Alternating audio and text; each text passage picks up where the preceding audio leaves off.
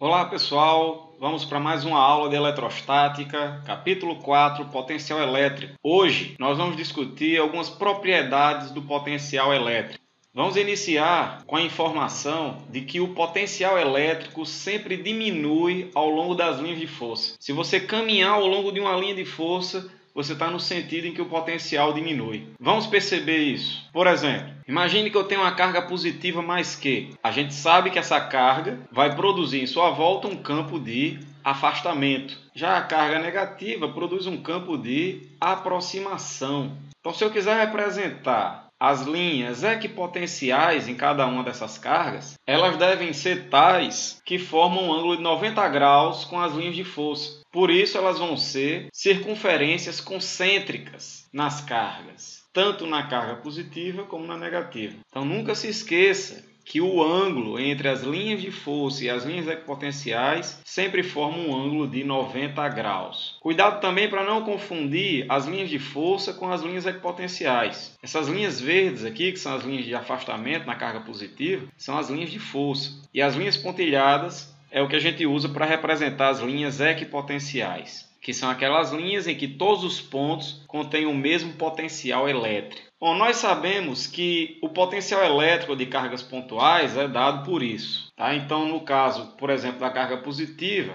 essas linhas equipotenciais teriam potenciais desse tipo aqui, 12 volts, 6, 4, por exemplo. Perceba que à medida que eu me afasto da carga, o potencial elétrico diminui, assim como descrito na equação. Mas o legal de observar agora é que o sentido em que a linha aponta é exatamente o sentido em que o potencial diminui. Veja que à medida que eu me afasto da carga positiva, o potencial está diminuindo e é esse sentido que aponta a linha. Isso vai acontecer sempre. Isso não é um caso particular da carga positiva, não. Qualquer linha de campo elétrico, quando você caminhar ao longo da linha, o potencial vai diminuir. Vamos observar isso na carga negativa. Cargas negativas produzem potenciais negativos. Então, os potenciais, essa carguinha seria desse tipo. Quanto mais negativo for o número, menor ele é. Então, menos 12 é menor que menos 6, que é menor que menos 4. Então, à medida que eu me aproximo da carga negativa, o potencial vai ficando cada vez mais negativo, ou seja, vai ficando cada vez menor, que é o sentido em que as linhas estão apontando. Então, também na carga negativa, a linha do campo elétrico aponta para onde o potencial diminui.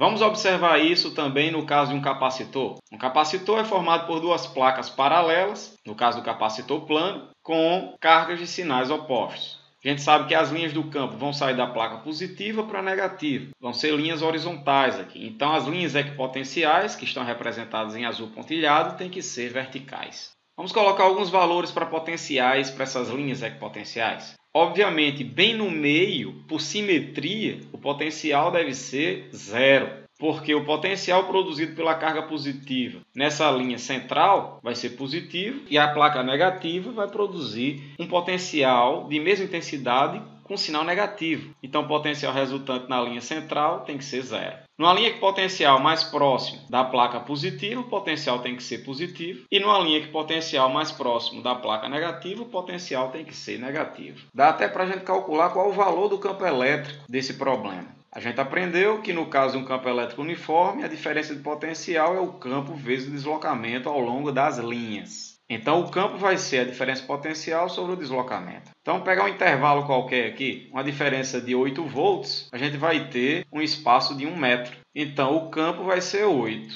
8 o quê? A gente viu em aulas passadas que o campo é dado em Newton por Coulomb, que representa que, se você colocar uma carga de 1 Coulomb nesse campo, ela vai sofrer uma força de 8 newtons. Existe outra unidade para campo elétrico, que é a seguinte. A DDP é dada em volts. E o deslocamento é dado em metros. Então, a gente pode escrever o campo em volts por metro. Qual é a interpretação que a gente tem para um campo como esse de 8 volts por metro? É que a cada metro que eu me movo ao longo do campo, há uma diferença de potencial de 8 volts, que é o caso da figura. Para cada 1 metro, 8 volts. Então, quais seriam os potenciais sobre as placas? Sobre a placa positiva, deveria ser de 16 volts. Enquanto sobre a placa negativa vai ser de menos 16 volts, porque a cada metro varia 8 volts. Vamos fazer o seguinte agora. Vamos largar uma carga positiva nesse campo uniforme. A gente já sabe que vai atuar uma força no mesmo sentido do campo. Essa força vai fazer com que essa carga se mova na direção da placa negativa. Então, com isso, a gente conclui que cargas positivas se movem espontaneamente para potenciais menores. Veja que ele saiu lá de perto da placa positiva para um ponto próximo à carga negativa. Então, ele foi para potenciais menores. Se a gente tivesse largado uma carga negativa no campo, a força seria no sentido oposto ao campo. E aí, espontaneamente, ela iria em direção à placa positiva, ou seja, ela iria na direção de potenciais maiores. Então, cargas negativas se movem espontaneamente para potenciais maiores. Outra coisa interessante de observar aqui é que, seja largar uma carga positiva ou negativa, ela vai acabar se movimentando no sentido da força aplicada. Então, o trabalho realizado por essa força vai ser sempre o quê? Positivo. Vai ser sempre um trabalho motor. Então, se você larga uma carga, seja ela positiva ou negativa, num campo, o campo vai realizar trabalho. O trabalho vai ser positivo. E de onde vem essa energia? Como é que esse campo vai transferir energia cinética para a carga? Essa energia vem da energia potencial elétrica do sistema. Então, se o campo realiza um trabalho positivo, que vai dar energia cinética à partícula, isso deve ser equivalente a uma redução da energia potencial elétrica do sistema. Isso, pessoal, é uma característica de todo sistema físico. Todo sistema físico sempre tende ao menor nível possível de energia potencial. Então, você larga um sistema, você abandona, espontaneamente esse sistema vai procurar a configuração de menor energia potencial possível. É o caso, por exemplo,